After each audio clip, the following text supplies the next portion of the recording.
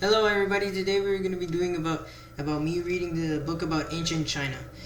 So there's a lot of interesting facts about in ancient Chinese culture that you probably might want to hear.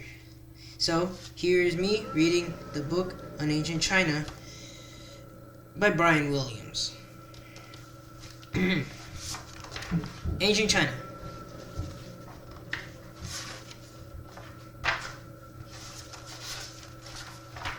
Ancient China. Today, more than 1 billion people in China share a unique history. Theirs is the world's oldest continuous civilization, a culture that has lasted for more than 5,000 years. The Chinese believe their country was the center of the world. A regional prince sought independence in AD 960. The Chinese emperor asked in bewilderment, "What wrong have your people done to be excluded from the empire?" Prehistoric China. From excavations of their campsites, we know that the first Chinese lived in caves more than 500,000 years ago. Remains of these people, known as Beijing men, were found in 1920s at Sukaodian in northeast China. They lived by hunting, fishing, and gathering food and made stone tools and probably used fire. Much later, about 25,000 years ago, more advanced cave dwellers made polished shell ornaments. They buried their dead with some kind of religious ceremony, sprinkling with red dust. The first farmers. The heart of ancient China was the valley of the Huanghe, or Yellow River. The river takes its name from the yellow soil washed down in the waters from high plains of Mongolia to the north. This yellow soil, known as loess, was also blown by the wind and covered much of North China. In the fertile soil of the Yellow River Valley, people began to grow crops and lived in villages. This was 5,000 years ago, and it marked the beginning of Chinese society. The early village communities were led by chiefs, who were probably priests as well as warriors. From these leaders emerged as China's first kings, the Shang. Kings and emperors. Ancient China was not one country, but a number of kingdoms. Sometimes one ruling family was powerful enough to control all of China. At other times, rival kingdoms fought for supremacy. Chinese history is divided into periods, named after the ruling family or dynasty. The first dynasty we know much about was the Shang kings, who ruled from 1700s BC. After a succession of the dynasties ruled until the 20th century, when China became a republic.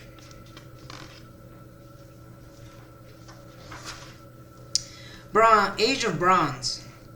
Shang rulers were fierce priest kings who worshipped their ancestors and sought their advice on important matters of state, such as where to build new cities. The bronze tools, weapons, and objects made during this time are considered some of the finest in the world. The Shang lived in North China. They built China's first fortified cities. These began as villages with walls to defend their people from attack. The king lived in a large hall made from timber, posts and mud-plastered walls with overhanging roofs. The homes of a common people were smaller, but made similar in style from earth and sticks. Such buildings were easy to repair or rebuild if an earthquake struck.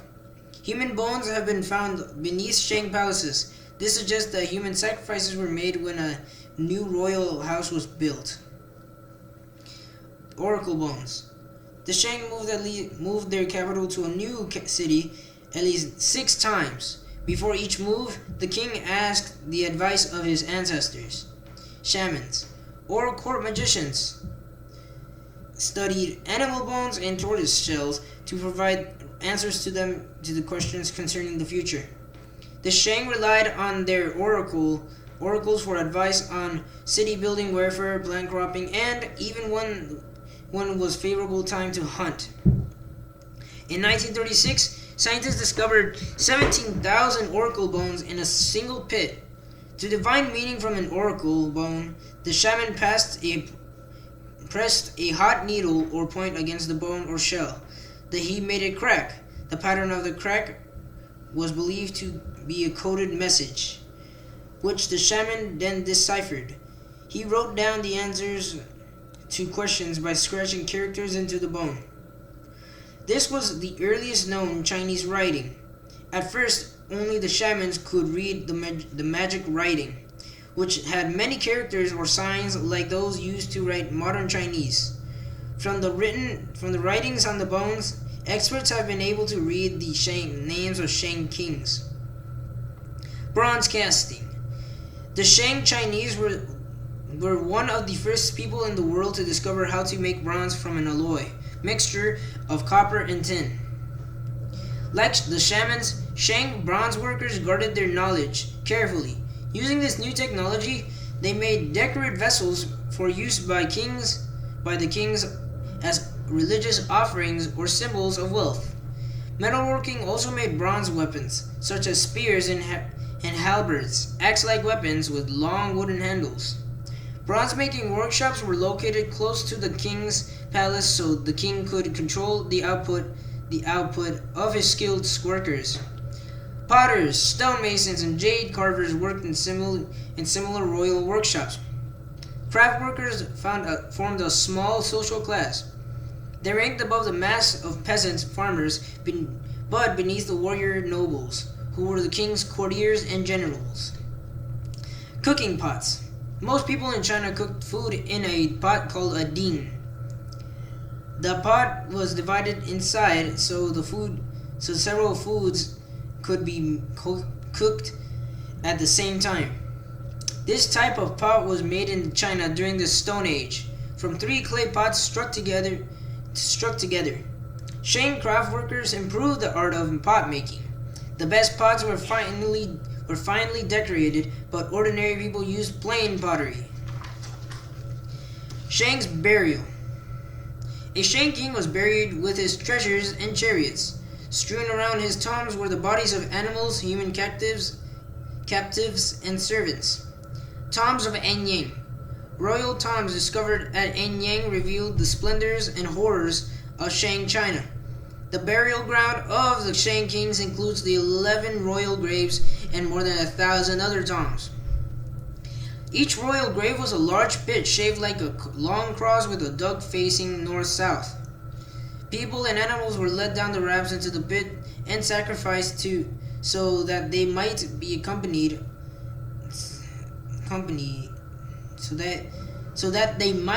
the king into the afterlife. The bodies of the captive soldiers, servants, grooms, chariot drivers, women, horses, ox, pigs, and deer were placed in throughout the pit. Around the king's body were the goods that he would need in the next world. Placed closest to him were treasures such as bronze cauldrons and weapons, carved jade ornaments, bone carvings, pottery, and stone sculptures. Excavations found the skeleton of a dog beneath one burial, which may have been a favorite pet or hunting companion. Human sacrifices. Human sacrifices were an important part of funeral ritual. Many victims were prisoners of war. They were sometimes beheaded and their heads laid out in a separate part of the grave as proof of the dead king's might in battle. Filling the pit. When the king's body had been laid inside, the burial chamber was roofed over. The ramps leading down to it were heaped with bronze weapons containing the food and ritual vessels. The bodies of more of the servants and captives were arranged in pit. The earth was thrown in layer by layer. Each layer was pounded tightly by slaves until a solid mound of soil covered the tomb. The funeral ceremony was led by the next king. He was usually the dead king's younger brother, not his son. Farming life. Most people in China were peasant farmers. They lived by growing crops on the small plots of land. Farmers were often at the mercy of weather. Droughts or floods could plunge thousands into starvation. Crops and animals. The first farmers of North China's river valleys grew millet and wheat. Those in the warmer, wetter south grew rice. Farmers may have kept pigs and chickens, but farmers may have kept pigs and chickens, but they were not enough good pasture for dairy cows, so people did not have much milk or butter. They did keep oxen and water buffaloes to pull carts and plows. Farming communities. Several villages made up farming villages. Villagers worked together for the good of community. In the dry farmland of north and central China, farmers dug ditches and canals to water the fields. These farmers were China's first engineers. In southern rice-growing areas, as network of ditches fed water into the fields where rice seedlings were planted, ditches also supplied water to keep fish ponds full. Because there were few farm animals to provide manure for fertilizer, night soil, human poop, was used instead. It was collected daily from villages and taken in carts and wheelbarrows to the fields. Communal graves. Most farming villages had a simple communal burial ground, where graves of ancestors were set out in neat rows. The Chinese honored their ancestors with many rituals and ceremonies. Farming tools. Even after Chinese became skilled at making bronze and iron weapons, many farmers continued to use simple wooden or stone tools. Peasants dug with wooden sticks and weeded with stone-tipped hoes, as their ancestors had done for centuries. They harvested grain with stone knives and scythes. New rulers. The Shang controlled the fertile valleys around the Yellow River. This rich farmland was very important to the empire. Peasant farmers provided the Shang with constant food supply necessary to support their large armies. During the Shang dynasty, these armies advanced east toward the sea and south to Changjiang or Yangtze, China's other great river. People in the conquering army's path were either driven away or quietly absorbed into the Shang's culture. The Shang kings ruled until 1122 BC, when warrior kings were known as the Zhao swept down from the western mountains and conquered them. The Zhao became China's new rulers. The lives of peasants consisted for many long back-breaking hours tending to the crops.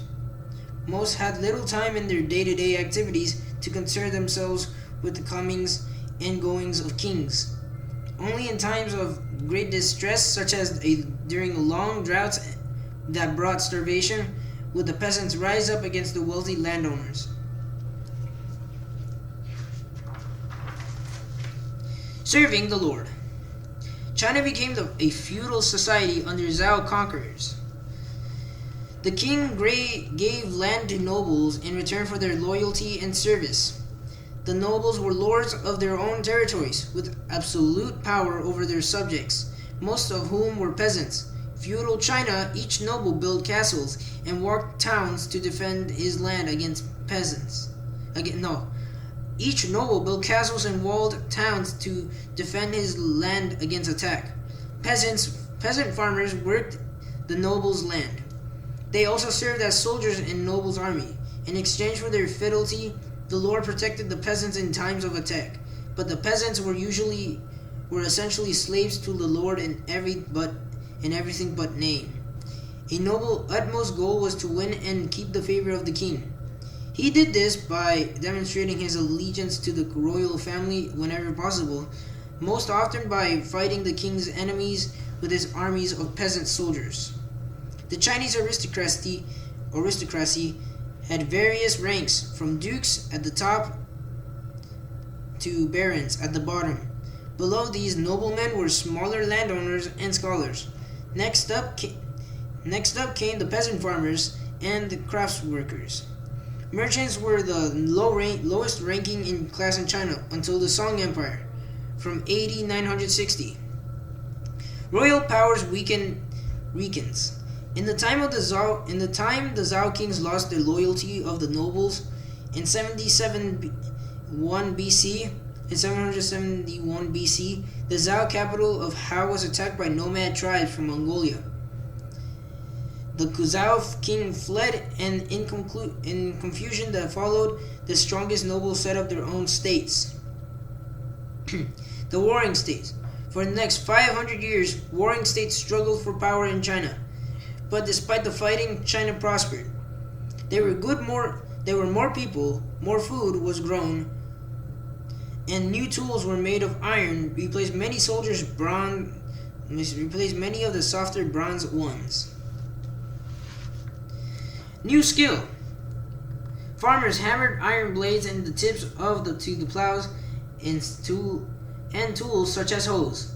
Iron was sharper and harder wearing than bronze. Its use made tools more efficient. Women could now use iron needles to sew the family's clothes. Iron knives, however, were treasured possessions. Most poor people still use bronze or stone knives, and families ate with spoons and chopsticks made from wood or bone. Progress and change. At this time, Pacific specialty crafts such as wagon making and milling developed. Expert mechanics including wheelwrights, wheel makers, while potters, metalworkers, and jewelers made luxury items for the nobles. These specialists were paid in food or money. The first large canals were begun. The first large canals were begun. Scholars traveled the country seeking nobles who would listen to their ideas and give them employment as court advisors. Meanwhile, a growing army of officials began to manage to the increasing economic activity. War brought another important change.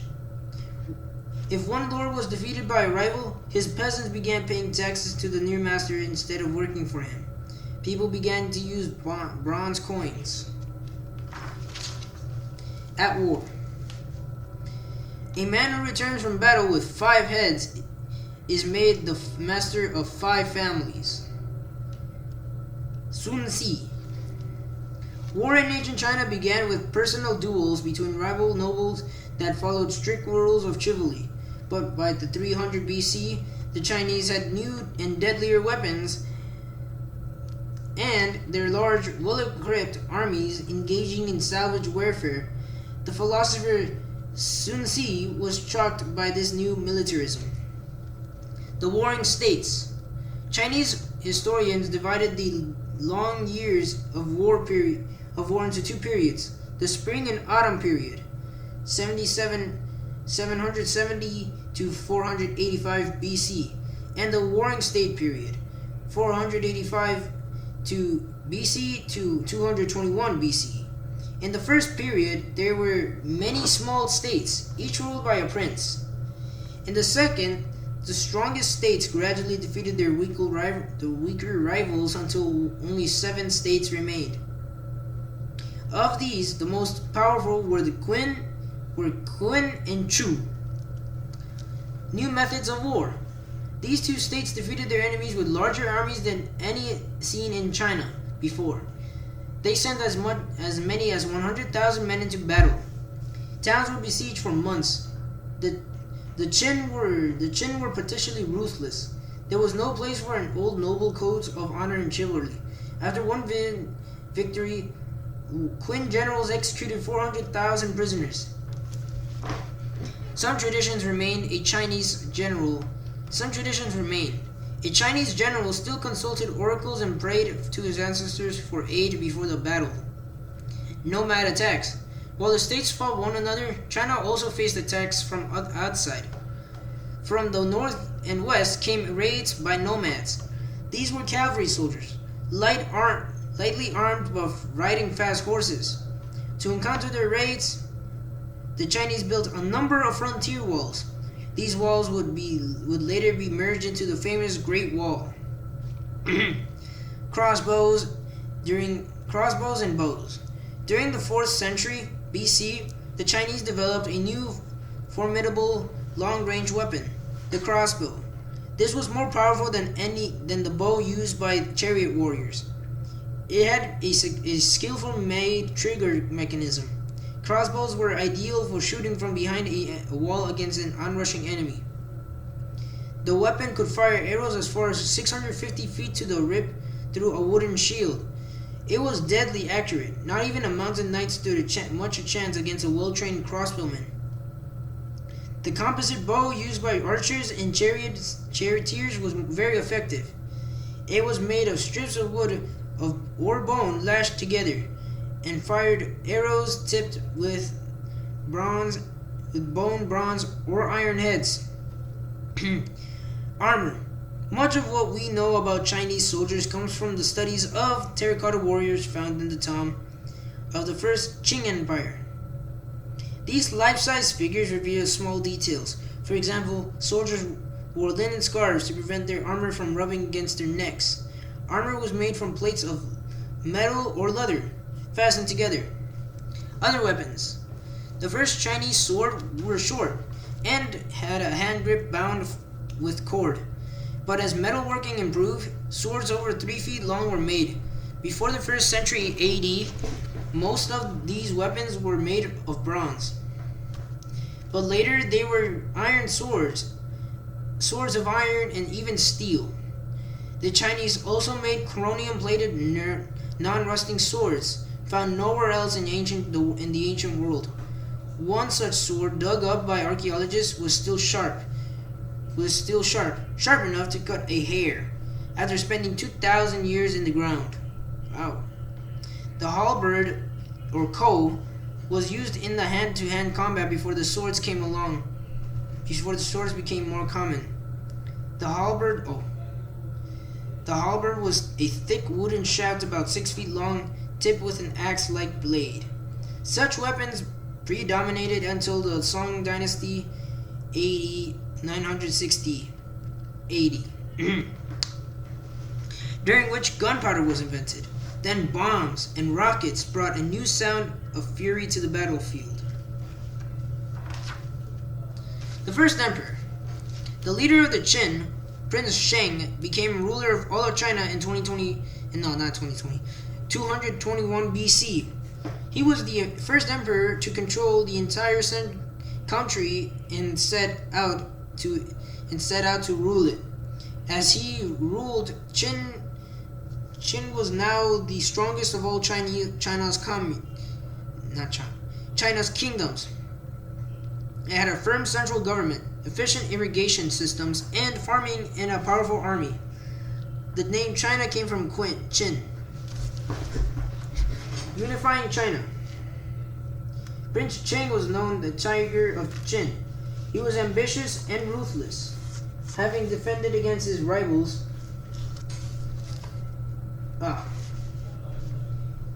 Having defeated his rivals, he took a new name, Xin Huangdi, meaning first emperor, and set about unifying China. He ordered all his people to speak the same language. He standardized the system of weights and measurements, and established one coinage. There was even a standard width for carts, using the new road that the emperor had ordered to build to speed up communications. All over China, noble families were made responsible for law and order in their own region, and for seeing that the emperor's word was obeyed. Ordinary citizens had to serve as soldiers and help build the new roads, canals, and fortifications. The Great Wall. One of Emperor Midas' projects was the initial construction of the Great Wall, sometimes known as the longest cemetery in the world, because so many people died while laboring to build it. The purpose of the wall was to protect China's northern borders from invasion. Construction was planned to link up shorter lengths of the old defensive walls that had been built over the previous few hundred years. The project was run like an army. Supply camps were set up to ferry food and materials to mountains and deserts of the northern frontier. Soldiers were posted to the fast building site to fight off bandits and stop workers from running away.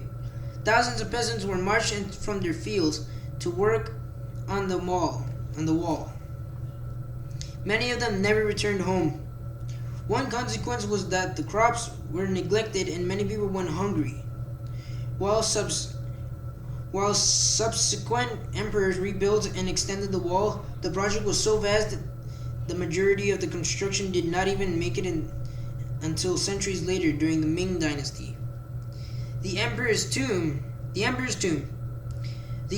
own tomb was another huge project on which 700,000 people toiled for almost 40 years. Craftsmen worked in factories to make the terracotta army of soldiers and horses left to guard the emperor in death. Shi Huangdi made his capital at Xianyang, and kept his nobles at court, where he could keep an eye on them. A break with the past. The first emperor was determined to destroy all ideas from the past in ordinary books of literature, history, and discussion to be burned. Only useful books such as texts of medicine and agriculture were spared. Scholars who continued to support all traditions were banished or executed. Shang Huangdi was feared by his people, but he was never loved. When he died at the age of 49, his family did not reign long after him. Liu Bang, a soldier of the humble birth, fought his way to power and became emperor in 202 BC. He took the name Han Gazu. During the Han Dynasty, China recovered from the upheavals of the first emperor's rule. The right way to live. The Chinese did not follow one religion. They believed the emperor was a god, and also worshipped their ancestors and their various spirits of the home and countryside. Most people were ready to mix ancient beliefs with new ideas such as Buddhism from India. Chinese philosophers such as Confucius taught the right way to live and govern. Confucius was a westernized name for the teacher Kong Chiu, who earned the title Kung Fu Su, the great master Kong. He failed to become an important court advisor, but his teachings were collected by his followers and became principles for the good government and personal behavior. His sayings such as, "If we are not to live with our fellow men, with whom can we live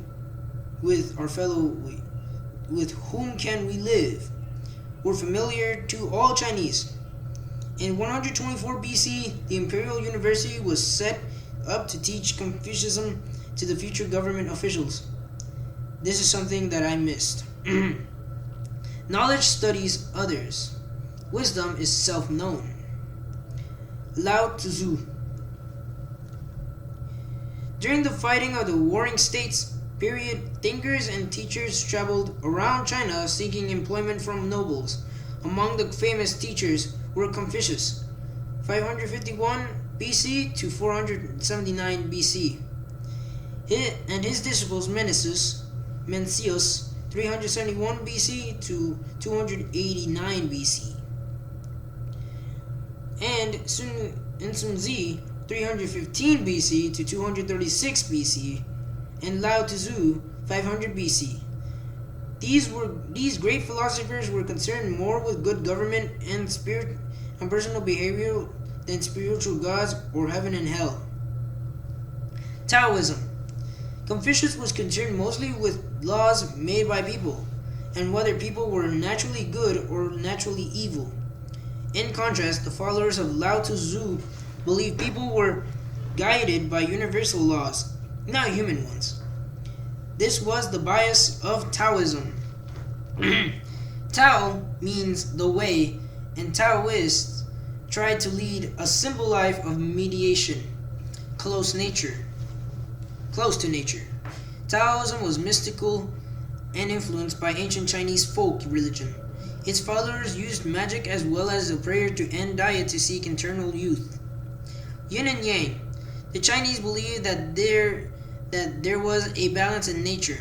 This came from the idea that there were two forces in everything, yin and yang.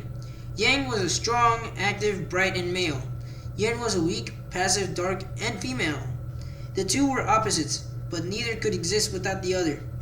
The concept of yin and yang was represented by a circle with interlinking black and white halves. Buddhism. Buddhism came to China from India in the 1st century AD, when the emperor sent copies of Buddhist writings. Scholars read these with interest. Buddhist teachings also came from Southeast Asia through trading contacts. Buddhism and Taoism had much in common. Both believed in everlasting life through self-discipline and mediation. Chinese emperors employed Buddhist counselors for their political advice and their supportive magical skills. Beliefs and customs. The Chinese believed they were a favored people, superior to all cultures. The bias of Chinese life was a belief in harmony and balance. It affected the food people chose to eat, the times at which they did things, and even the way they planned their buildings. Living in harmony. The Chinese believed in living in harmony with nature affected their everyday life in many ways.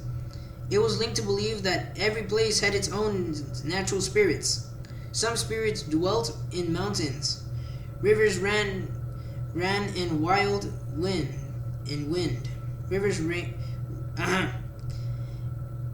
Some spirits dwelt in mountains, rivers, rain, and wind. Others were found around the house, in the stove, in the well, in the vegetable garden. People tried to keep on good terms with the spirits and sometimes honored them with gifts and included them in feasts and rituals. The Chinese believed the souls of the dead returned. Just as the caterpillar of the silk moth changed its form from the insect life cycle, many people readily accepted the Buddhist ideas of rebirth.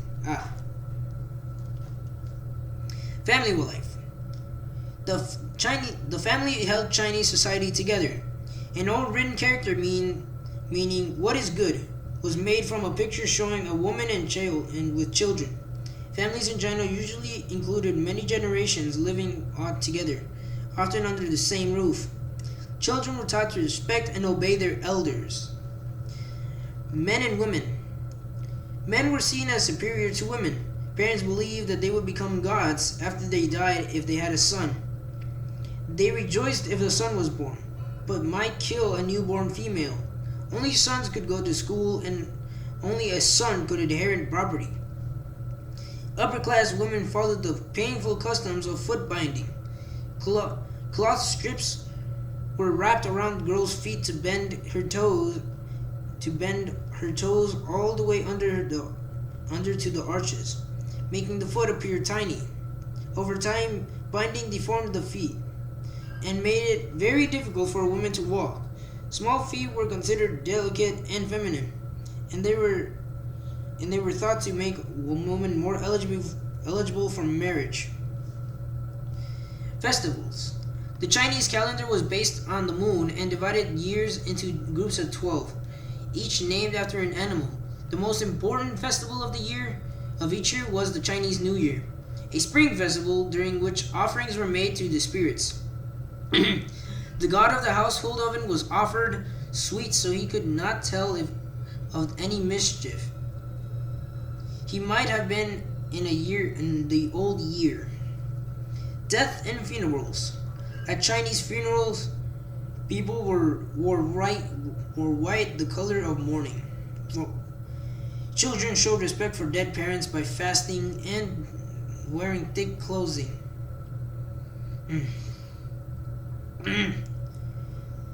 During the funeral, wooden and clay models of objects such as houses and boats were placed in tombs. The dead were given food and drinks to enjoy in the next world. Nobles were buried with silk robes, painted bowls and boxes. Wooden models of their servants, cosmetics, and false hair to make them look young. People visited family graves in the spring and autumn with offerings of food. The Chinese believed it was important to preserve the body. A tomb of 113 BC contains the remains of a prince and his wife wearing suits of jade. Each suit was made from 200 pieces of jade, sewn together with gold and silk covered iron wire. Jade was believed to have magical powers to preserve the body, but not only dust remained inside these suits. Art and sculpture. For the Chinese, art could be enjoyed in private or as part of a public ritual.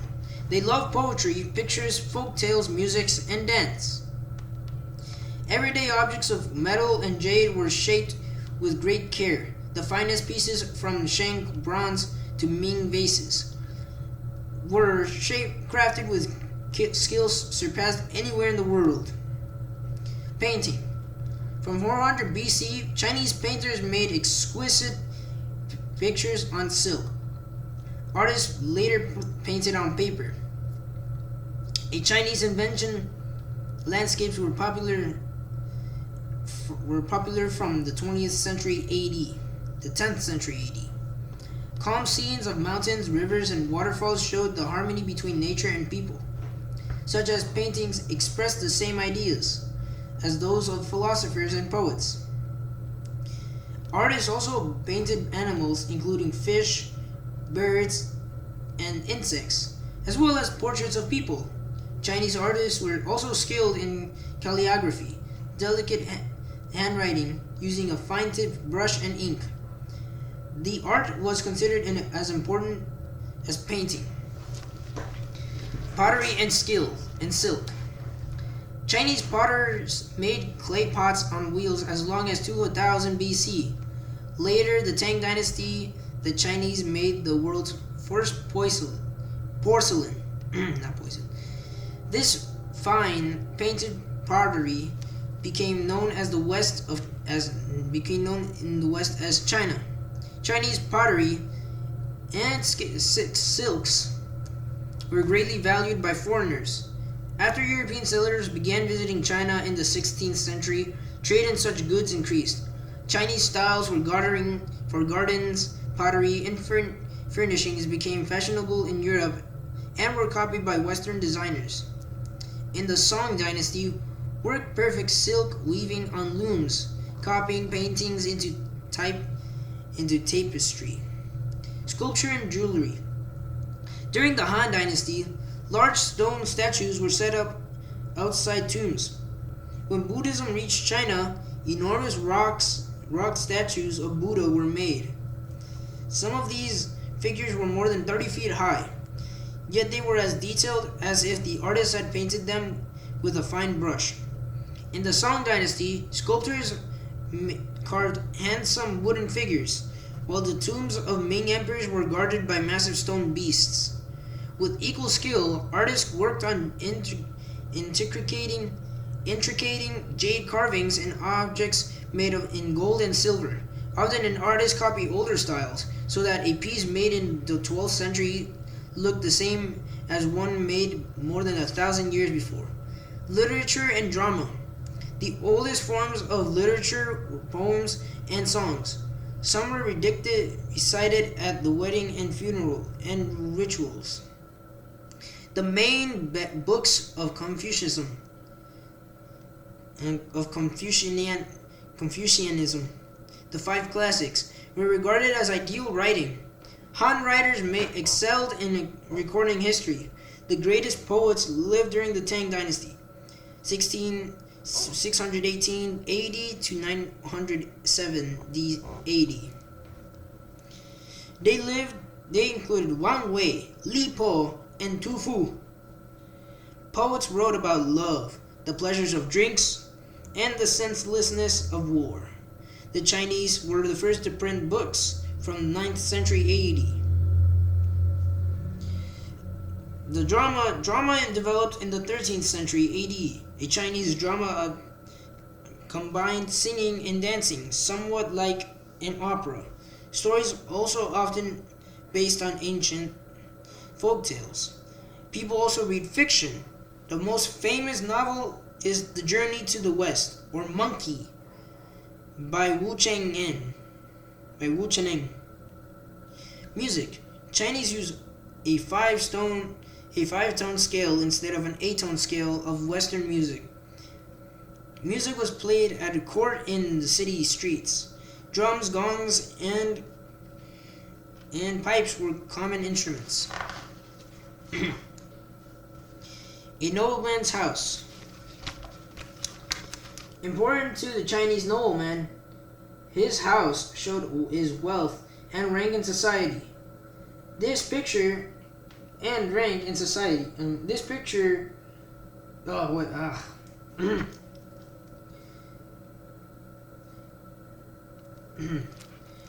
models were intended to make the dead person at home when he or she entered the next world. Most Chinese houses were built out of wood, with a timber frame to hold up the roof. The outer walls were made of brick or of a lighter material. This might be bamboo, wattled plaster with clay, or pounded earth. Inner walls were plastered in, sometimes painted. The Chinese preferred wood to stone for building. They thought stone was somehow unnatural. Wood was also less likely to injure the occupants if the building collapsed in an earthquake. There were few really old buildings in China. Emperors building palaces to replace old ones. And most old houses were knocked down to make way for new buildings. This building had overhanging eaves, which were common in China. They let water run off to clear of the walls, and gave welcome to shade in the summer. The ends of the roof supports were often unturned and decorated. A wealthy noble could afford tiles on his roof. Ordinary people may do with straw thatch. The housing of a nobleman was larger than a single-story home of a farmer. It was usually an elegant pavilion, built with several floors that were linked by stairs around the house. There was a wall enclosing a courtyard. Visitors entered the town house through a gate from the street. The entrance to the court villa was from surrounding fields. Inside the walls, there was unusually a garden with shrubs, and often a fish pond. Inside the house, servants lived in the ground floor, where the kitchen was placed. Poor people often cooked outside their home in the open air. The noble used the rooms above for meeting friends, dining, and attending to his business affairs. Women and children might use upper rooms where they could look down in the streets. The women performed domestic tasks such as sewing, weaving, and seeing to the food and wine served to the guests. When they went out, they rode in a horse-drawn carriage or carried by litters by servants. The topmost tower room gave the house a military look. The Han nobles were famous soldiers, and designs of the house was a reminder of times when the noble house would have been a stronghold as well as a home.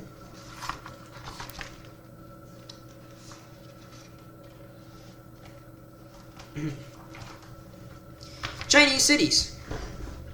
Chinese cities were larger than any others in the world. In medieval Europe, cities grew so powerful that their leaders sometimes challenged the power of kings. In China, the city was a symbol of emperor's power. Peasants in the field might grumble, but a few of China's city dwellers ever rose in revolt. New ruler, new city. When a new dynasty came to power, its ruler usually ordered the building for a new capital city. For example, Chang'an in northern China was chosen by the first Han Emperor to replace the old imperial capital of Xinjiang. Like Chinese cities, Chang'an was well protected by a wall more than 12 miles long. These were 60 feet high in places and up to 50 feet thick. Inside, people felt safe from attack. Imperial City. The emperor and his court lived in the center and the south of the city. The imperial craft workers and servants lived in the northwest. Everyone else lived in the northeast, while merchants lived outside the city walls altogether. Chang'an was China's imperial capital more than once. It was destroyed in 2580, but became the capital again in the 6th century AD. Much rebuilding was needed. A main road over 475 feet wide was laid through the city. This created two sections, each with its own market and its own police. The city was further split into blocks by tree-lined avenues. There were public parks and open spaces. Chang'an was the biggest city in the world, bigger than Rome. As many as 1 million people lived there, and governing the city was complicated. For example, there were 400 or so market traders to be checked by city officials who made sure that the fair weights of food were sold. Streets became known for their trades such as fish, poultry, medicines, pots, and so on. Traders formed guilds or unions to look after their interests. City life. Other cities grew and rivaled Chang'an's in size. They included Kaifeng, the northern Song capital, 960 to 1112 AD, and Hangzhou, capital 1128 AD to 1276 AD, which Marco Polo visited. These cities were not planned as Chang'an. They were overcrowded with fewer open spaces. The many wooden buildings packed together led to frequent fires. Beggars, thieves, and pickpockets were numerous. But cities attracted rich people and their luxuries. Even Marco Polo, who came from the splendors of Venice, was impressed by what he saw in Hangzhou. Town and country. Most Chinese people lived in country villages. Peasants were going to town to sell their goods at market, looked in awe at townhouses with their tiled roofs and busy tea houses. They marveled at the music, puppet shows, and musicians. Everyday life. Poor people spend most of their time growing and preparing food or doing heavy work. Much digging, such as digging and load carrying. They had little time to spare, and no money was spent on luxuries such as fine clothes. The well-to-do lived comfortably, enjoying the pleasures of their house and gardens. Rich and poor people had different pastimes. Food. The Chinese believed that their diet should be linked on how they felt. A cook might change the menu or the way the food was prepared depending on the family's health or even if the weather changed. For poor people, daily meals were simple. The main food was rice, millet, vegetables, and beans. If they ate meat, it may have been a chicken or wild bird. Fish was a tasty extra, caught from ponds, rivers, or canals. a varied menu. Wealthy families had a wider choice of foods, which meant a various kinds: pork, lamb, venison, duck, goose, pigeon. Other animals to appear on the table might include snakes, dogs, snails, sparrows, or bear paw, which was very which were a delicacy.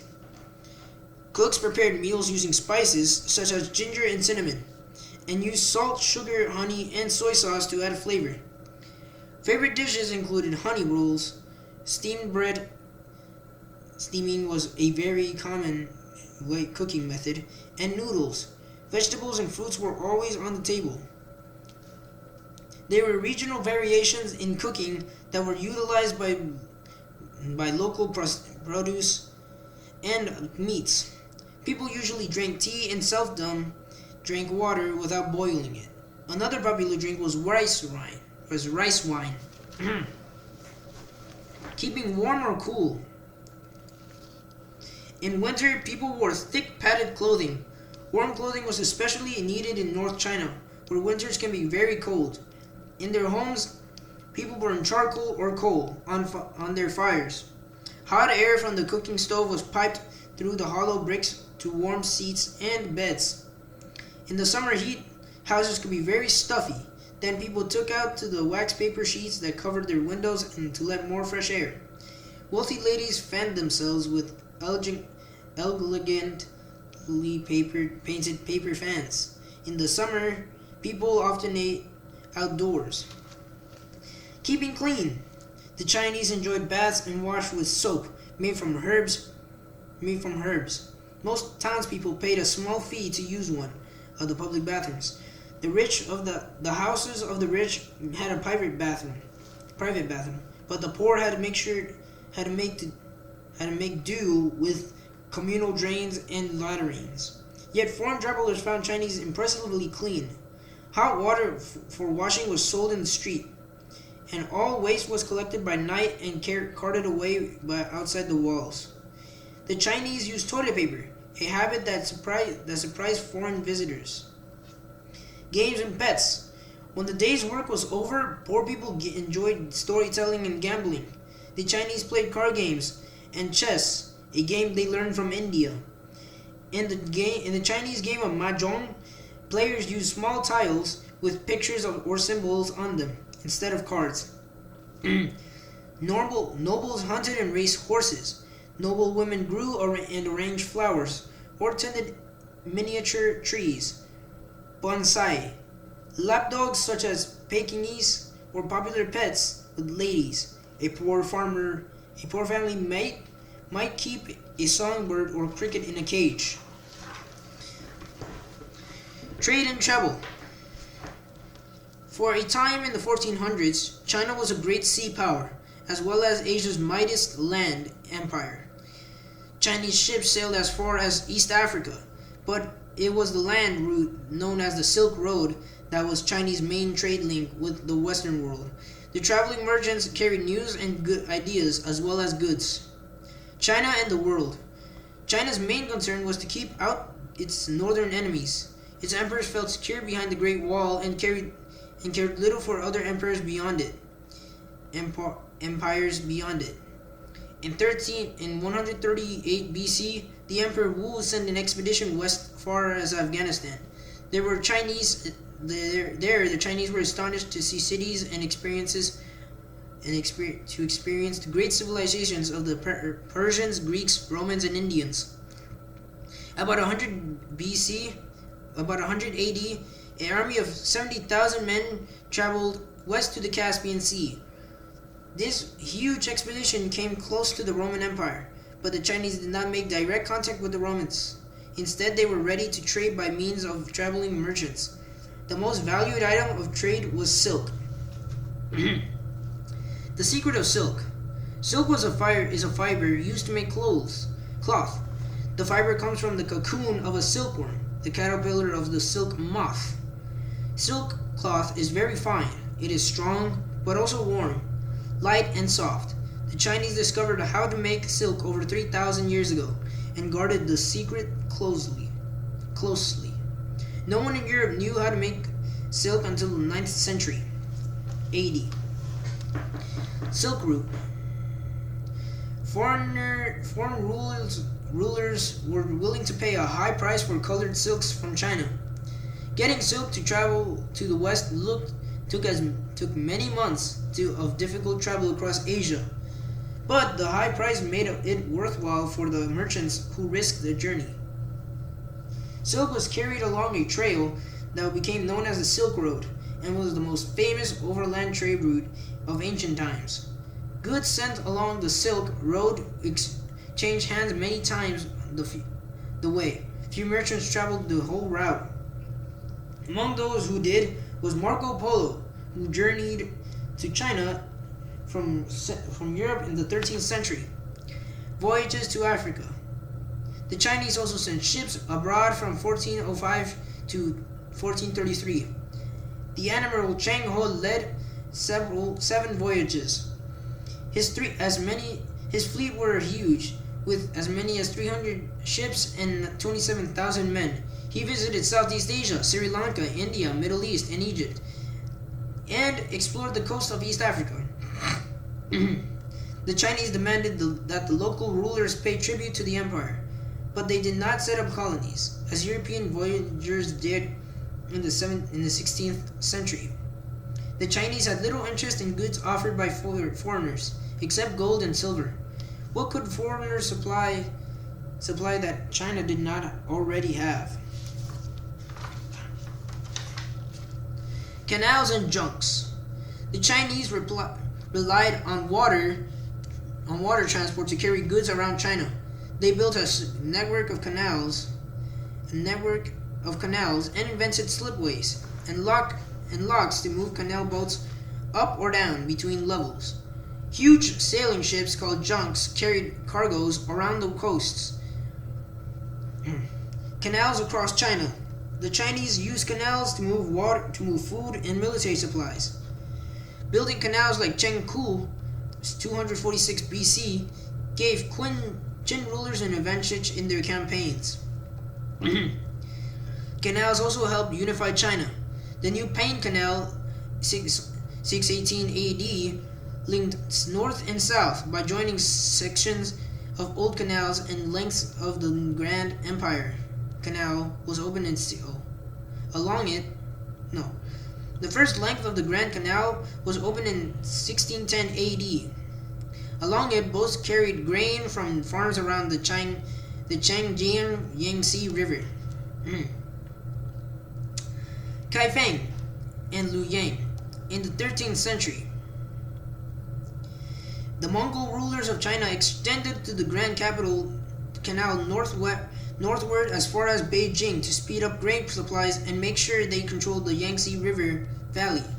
The Ming rulers built a large canal along the same route, which is still used today. Changing levels. Chinese engineers usually dug channels on the ground level, so there were few changes in water level. About every 3 miles, they used flash locks. These were sluice gates that were simple log stop to control the water flow. To change levels, boats were hauled up to a 2-sided slipway using a windlass. This could damage the boat as it toppled over the top of the slipway. Looters sometimes stole the cargo.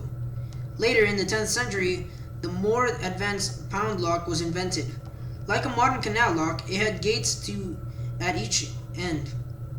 It could be emptied or flooded, as needed to lower or raise a boat between levels. Water levels could be differed by 3 feet or more at each lock. A series of locks allowed a canal to rise 100 feet or more above sea level. Rise and fall of canals. Locks made it possible to extend canal systems into new areas and helped them to prevent canals from drying out in hot summers. Barges weighing over 100 tons were used by were in use by 1100. By the time canal locks were copied in Europe in the late 14th century, China's canal system was being used less. Seagoing ships. After the Mongol emperors made Peking their capital in the late 13th century, more and more cargoes taken north in the seagoing ships. The Chinese built excellent sailing ships. Their biggest junks were larger than any mutable European vessel. They were stronger and with rudders at their stern. They were easier to sail. They were smaller craft built equally stronger of They were numerous smaller craft built equally strongly of timber and bamboo. Imperial rule. We have behaved with the utmost cruelty. He ordered that all relatives, both by the father's and the mother's side, should be seized and executed. Official history Emperor Yongli, 1402.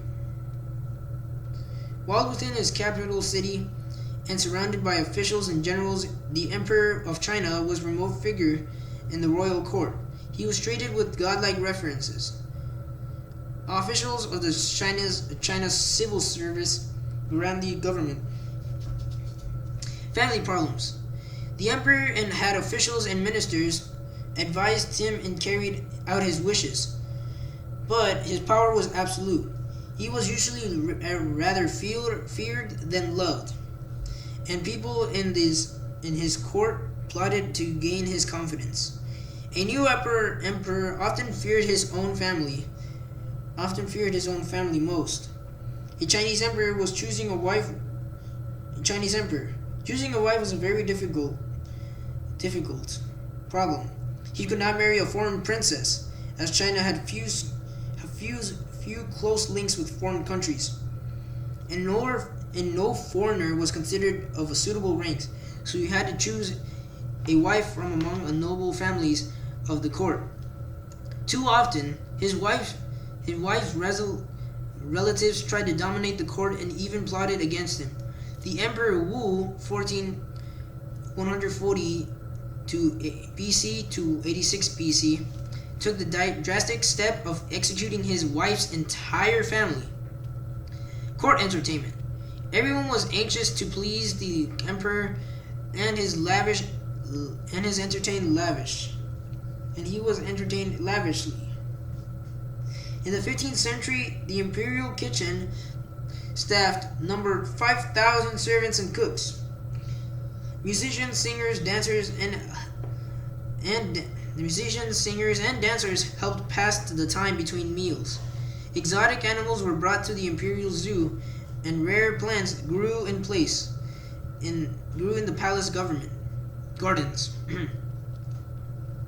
The civil service. Officials held power in governing China. Some worked in the capital. Others were placed in charge of provinces, which were divided into smaller districts and counties, with lesser officials in charge. To become an official, a young man had to pass an examinations held every 3 years. Candidates who passed local exams went to provincials and then to national exams. All candidates had to show that they knew the works of Confucius thoroughly. This meant learning all the 5 classic books by heart. The exams were held inside special compounds shut off from outside the world from the outside world to prevent cheating. Soldiers watched over candidates and were rewarded with silver if they caught anyone cheating. The candidates spent 2 days as virtual prisoners in cramped cells, scribbling away with brush and ink, and listening to the sighs of their neighbors. Passing the exams did not guarantee a job. A successful candidate still needed to win the support of a senior official on whom his career would depend. In the late 15th century, there were only 100,000 imperial civil servants in the whole of China. For every new successor candidate appointed, as many as 300,000 others went home disappointed. Science and inventions. Chinese teaching urged people to seek explanations. The Chinese excelled in science, and many inventions included the umbrella, wheelbarrow, kite, abacus, paper, and gunpowder. They used water wheels to drive mills and heavy hammers. Some inventions, like the compass, were soon copied in the West. The educated believed in nothing. The uneducated believed everything. Chinese proverb. Government and science. The distinction between science and magic was not always clear, but in general, the government supported it. They supported experimentation.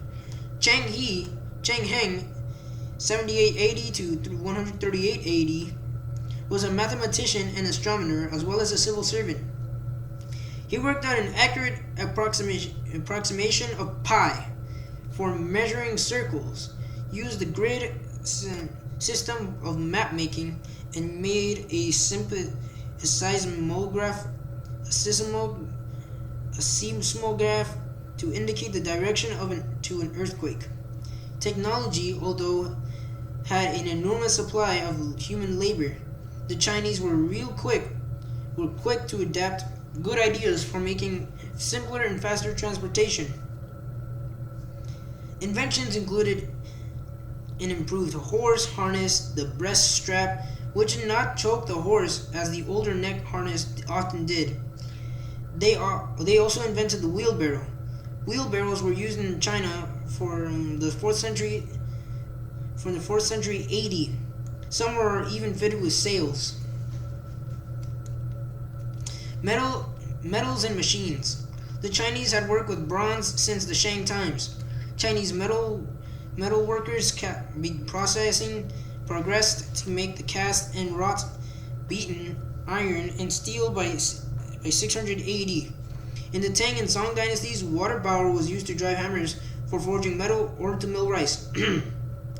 Water wheels also drove textile machines with highly complicated arrangements of crank wheels, toothed cogs, and piston rods. Europe before the 12th century AD, Chinese ships were particularly seaworthy. Inside the hull were a number of watertight compartments so that the ship did not sink easily, even if holed. The Song Navy in the 12th century AD, the Song Navy used paddle boats. These man-powered riverboats had 11 wheels on each side and another in the stern. They were armed with catapults and hurled gunpowder bombs. War and weapons. The Chinese did not have the best crossbow, but terrifying fire weapons, flamethrowers, smoke screens, and gunpowder. Rockets were used for entertainment as well as war from the 10th century. By the 17th century, armies had rocket batteries mounted on wheelbarrows. Paper. The invention of paper, one of the most important inventions of all Chinese innovations, was announced in 105 AD. Printing on paper began about 500 years later. The Chinese were the first to use paper money. Clocks. To measure time, the Chinese used water clocks or sundials, or burned mark and set sticks. They also made bamboo springs for clocks. Like the large astronomical clocks shown in the picture, which was water driven and had a going to strike the hours. The sea and ships. The Chinese made the first magnetic compass. They took a natural magnetic lead lotus stone and fixed to a wooden fish so it would float on the water. A needle on a fish pointed south. At sea, Chinese ships were steered by stern rudders, which worked better than steering oars. Rudders were used from the 1st century BC but did not appear in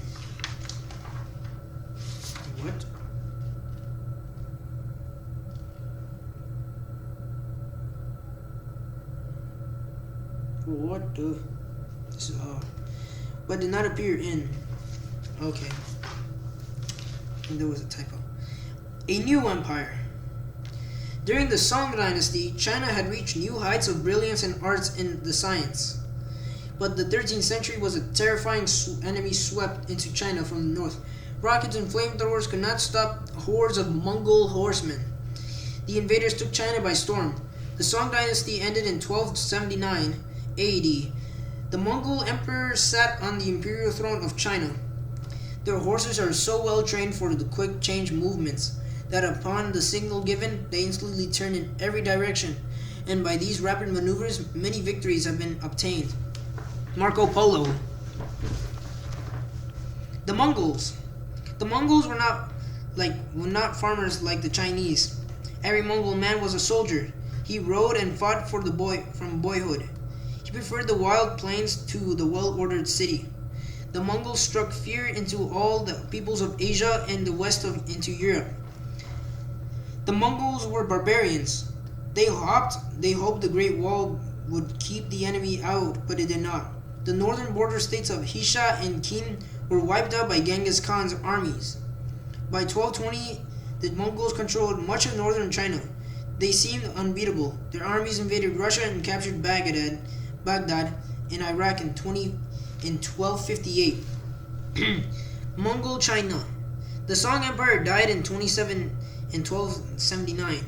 By then, China was ruled by the Mongol leader Kublai Khan from his base at Peking. The new Mongol rulers, the Yuan, controlled China until 1368. Foreigners called themselves Yuan rulers. Foreigners called themselves. The Yuan rulers chose official. Foreigners themselves, the Yuan rulers, chose foreign officials to work for them. These included Marco Polo, who served Kublai Khan. The new rulers brought some benefits, including better roads and efficient service for letters, carried by fast riders. But Mongols were not interested in China's farms and cities. Ruin, resentment, and revolt. The China that Marco Polo thought was so magnificent was a shadow of old splendors. Wise advisors suggested to the Mongols that they govern China kindly. Then its people would again prosper and pay taxes. Other counselors urged the killing of all Chinese. The Yuan empires remained hated foreign rulers. By the mid 14th century, the Mongol war machine had run out of steam. In China, secret societies flourished and rebels attacked barges on the Grand Canal. In 1367, a monk turned bandit named Zhu Yuanzhang led a revolt. The last Mongol ruler fled. The bandit made himself emperor and took the name Ming Hongwu. The Ming dynasty ruled China from 1368 until 1644. It was during this period that the West began for its first time to intrude in Chinese affairs. The Forbidden City. In 1421, the Ming Emperor Yuan Li decided to make the old Mongol city of Beijing his imperial capital. This northern city became the heart of China. Within its walls and Forbidden City, the home of the emperor and his family. Few Chinese and no foreigners were beyond its gates into the palace and parks. Home for an emperor. The imperial home was a symbol of a supreme power of the emperor. A million workers toiled for 10 years to build the Forbidden City. It was surrounded by moats, and inside were many walled courtyards. Within the walls, every terrace, the gate faced south. The Meridian Gate was an awe-inspiring entrance beyond which no foreigner were admitted. The Emperor's Secret World. Beyond the gates was a huge paved courtyard with a river floating across it. 5 bridges crossed the river. In the huge hall of supremacy harmony, the emperor received visitors. Behind it were two other halls. One was a waiting room, the other a banquet hall. Nearby were sacrificial altars where the emperor prayed to the earth, sun, and moon. The emperor and his family enjoyed private parks, gardens, lakes, pagodas, and pavilions. Some chosen scholars and officials lived and worked in the city, but the emperor lived in almost total seclusion, guarded by loyal eunuchs. The outside world. When European ships first sailed into China's ports, the Chinese treated the strangers warily, as curiosities or pirates. China wanted nothing from the West, but the West was determined to trade with China. Western merchants were eager to buy silks, porcelain, and tea. Later, they reinforced their demands with warships. As Western influence grew, imperial rule weakened. Ming and Qing. Ming rule lasted until 1644, when invaders from Manchuria occupied China. The new Manchu or Qing dynasty was the last of China's great ruling families. The Qing emperors governed China in much of the same way as the Ming. Western ships and power. For hundreds of years, all of China's invaders had come from the land. The Great Wall was still the empire's front line. Chinese overseas expansion stopped, and after 1551, it was illegal for any large Chinese ship to sail outside home waters. China sought itself to cut off from the outside world, but the outside world was reaching towards China. In 1514, it was the first Portuguese ship arrived. Dutch and English traders followed. The Europeans set up trading stations. Few people in Europe knew much about China, and the traders made little effort to understand Chinese ways. China and foreigners. The greatest of the Qing empires was Kangxi. His armies conquered Taiwan, Mongolia, and Tibet. China now seemed as powerful a nation as ever, but appearances were deceptive. The government was at first allowed Westerners to trade only through one port, Guangzhou, unable to sell their factory goods in China. Westerners began selling opium, a drug banned by the Chinese government. This led to the Opium War of 1839. The ill-equipped Chinese were defeated. They were forced to open 5 ports to foreigners and hand over Hong Kong to Britain. The end of the empire. From 1851 to 1864, millions of Chinese died during the Civil War, the Taiping Rebellion. China could not match the new industrial and military strength of the foreign countries. By the end of the 19th century, Britain, Russia, France, Germany, Japan had managed to seize chunks of Chinese territory. In 1900, there was a violent but unsuccessful uprising against foreigners in China known as the Boxer Rebellion. The Qing dynasty tried to modernize China's schools and factories, but it was too late. In 1912, revolutionaries set up a republic. Led by Sun Yat-sen, the empire was over. Civil War and Communism.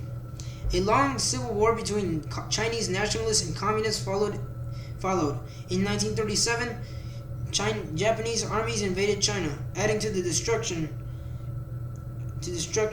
Finally, in 1949, the communists triumphed and their leader Mao Tse-tung took China into a new, unique age. There had been many changes since the Cultural Revolution in the 1960s, tends toward Western-style economy, and crushing of pro-democracy campaigns such as the Tiananmen Square massacre in 1989. Finding China's past. After years of isolation under communist rule, today China is open to tourists and trade. Visitors walk the Great Wall and admire the tomb of treasures of the emperors. Modern science has uncovered long-lost wonders and told us much more about how the people of ancient China lived. Old and new together. During the Cultural Revolution, which was encouraged in the 1960s by communist leader Mao Zedong, the communists tried for a time to destroy old traditions, just as the first emperor had tried to burn ancient books.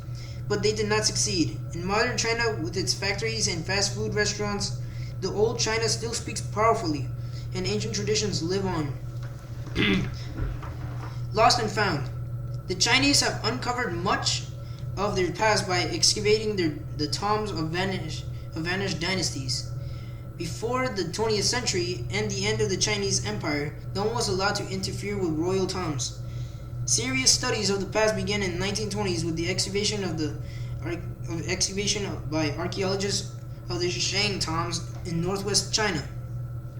At the same time, scientists were finding the far old remains of Peking men. The bones were early cave-dwelling people. This sparked interest in prehistoric China. The bones were due to be shipped to America for safekeeping in 1939, but they disappeared.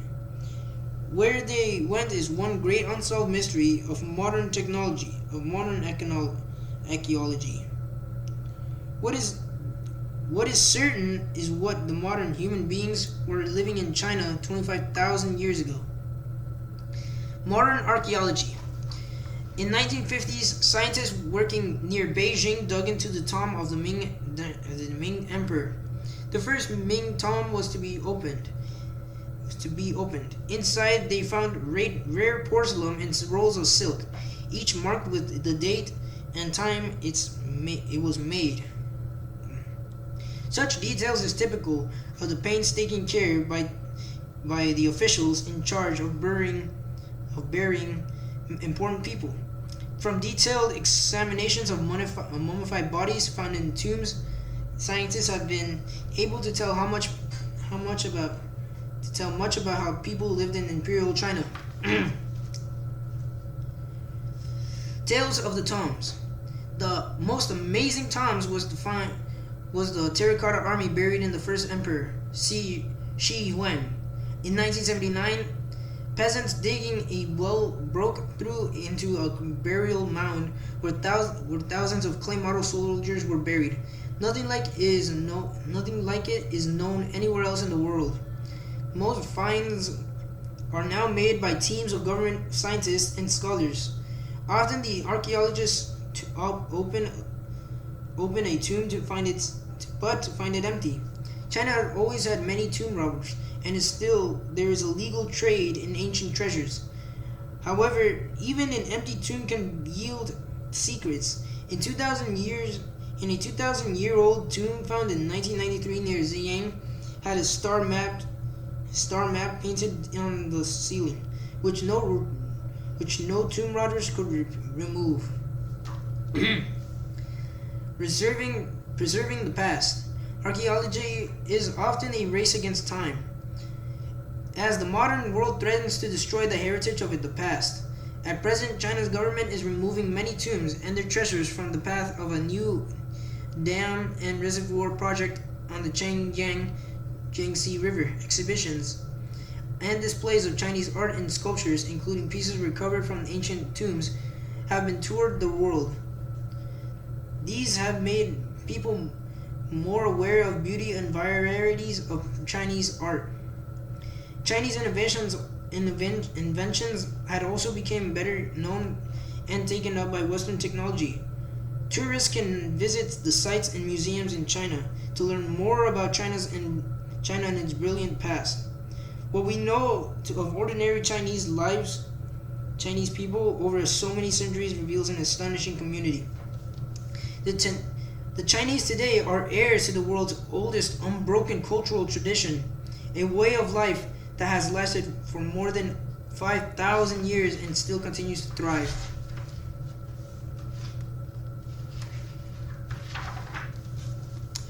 That is all for today. I hope you liked enjoying this video, and make sure to like and subscribe to see more videos of me reading. Thank you.